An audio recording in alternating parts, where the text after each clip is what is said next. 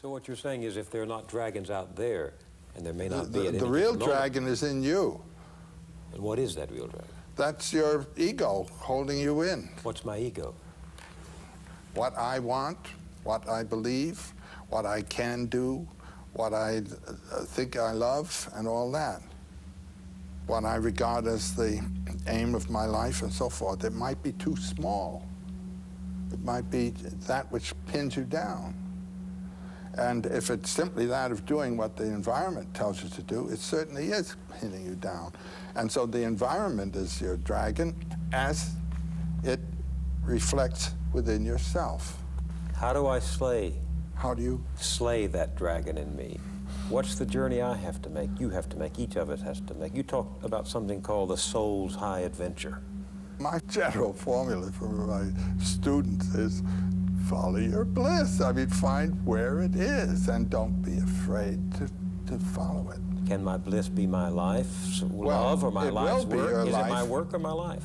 Well, if the work that you're doing is the work that you chose to do because you are enjoying it, that's it.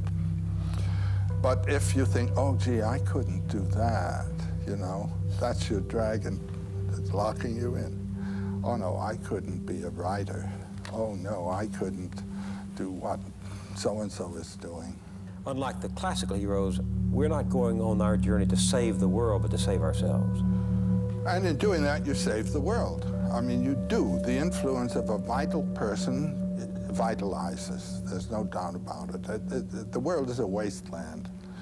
People have the notion of saving the world by shifting it around and changing the rules and so forth. And no, any world is a living world if it's alive. And the thing is to bring it to life. And the way to bring it to life is to find in your own case where your life is and be alive yourself, it seems to me. That's the power of the teacher, isn't it? To bring vitality to others, to make others see the vitality in them. But you say, I have to take that journey and go down there and slay those dragons. Do I have to go alone? If you have someone who can help you, that's fine too. But ultimately, the last trick has to be done by you. And the moral?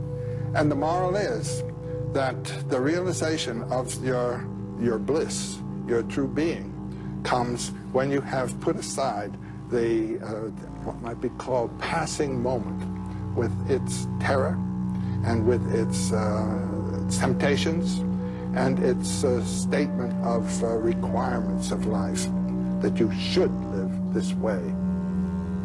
What is that story about, and I forget where it comes from, about the camel and then the lion, and along the way you lose the burden of youth?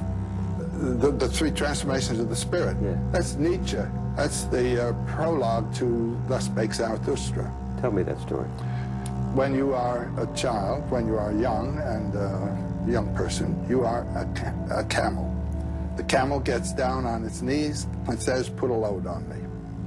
This is obedience. This is receiving the instruction and information that your society knows you must have in order to live a competent life. When the camel is well loaded, he gets up on his feet, struggles to his feet, and runs out into the desert, where he becomes transformed into a lion. The heavier the load, the more powerful the lion. The function of the lion is to kill a dragon.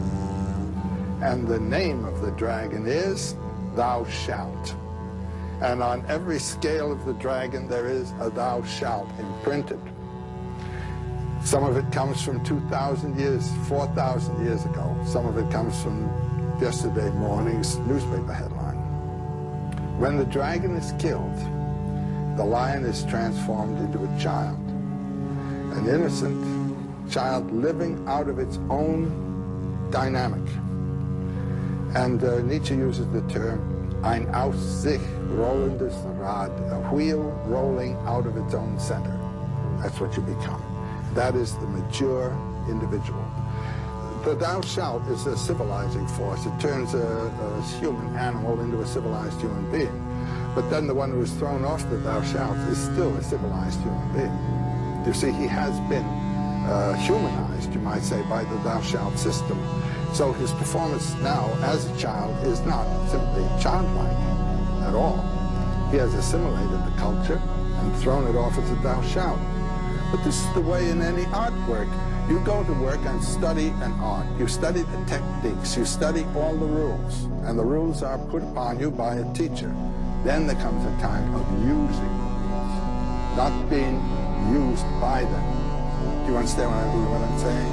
So one way is to follow. I always tell my students, follow your bliss. Follow your bliss. Your bliss, where the deep sense of being in form and going where your body and the soul want to go. When you have that feeling, then stay with it and don't let anyone throw you off.